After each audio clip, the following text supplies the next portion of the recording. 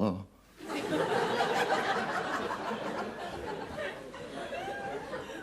Death, disaster, famine, disease, the poll tax. I suppose some of you sometimes think that life's not worth living. So do I. What a Christmas we had. For one thing, we couldn't find the fairy light. Searched everywhere. Then eventually we discovered the dog had taken them into his kennel. Just a wee dog with legs like a fox terrier and a face like a boxer. Wee bit like Barry McGuigan. But there in his kennel he had the fairy lights all strung out in neat little loops. Ephesia was very impressed. There you are, she said to me, the bloomin' dog's a damn sight cleverer than you are. I said, he's not so clever, he can't make them work either. Then the fairy fell off the top of the Christmas tree. And what he was doing there in the first place, I don't know. Then I christened a child Thingby McClafferty. Thingby. Mother couldn't remember what she decided to call him. And when I took the babe in my arms, I said to the mother, but this child's head is already wet. She said, I know, you're holding it upside down. I must say I'd wondered about the enormous grin on its face.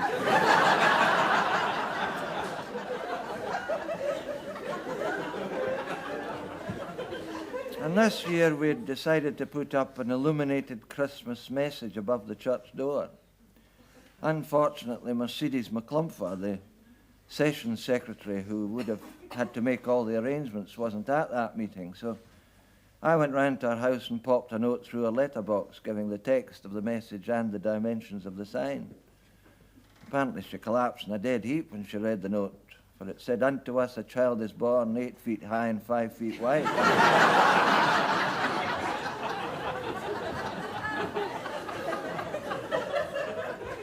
So it was a time of frustration and disappointment for me, but of course long ago I've learned to laugh off such irritation.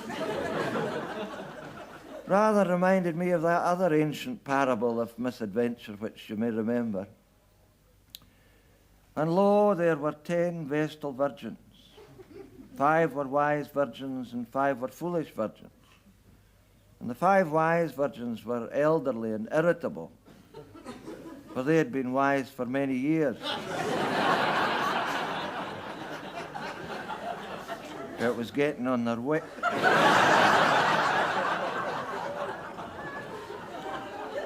And it came to pass that these 10 virgins were called upon to attend a bridal feast with their lamps, and during the celebrations the 5 foolish virgins partook of the good wine in abundance, and one by one their lamps went out.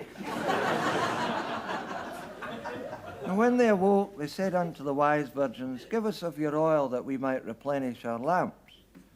And the wise virgins spake unto them, saying, get thyselves knotted. Go into the marketplace, get thyselves a trolley, and purchase that which you need. So the 5 foolish virgins set off, but came unto the wrong marketplace. And they spake unto a Sadducee who was there, saying, we are 5 foolish virgins who need our wicks trimmed and our oil replenishing.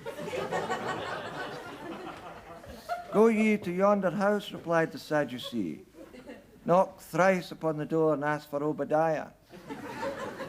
The foolish virgins did as they were bidden, and approaching a small door knocked 3 times, whereupon it was opened unto them, and they spake, saying, we are 5 foolish virgins. Thou hast come to the right place, said Obadiah. And lo, they entered. Otherwise they would have bumped their heads in the door.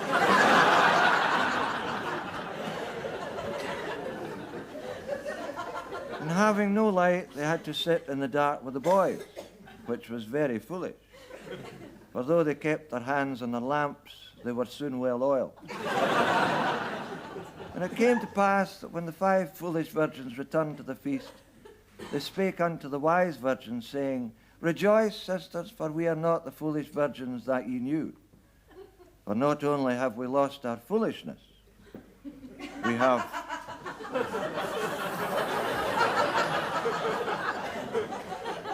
have lost our lamps as well.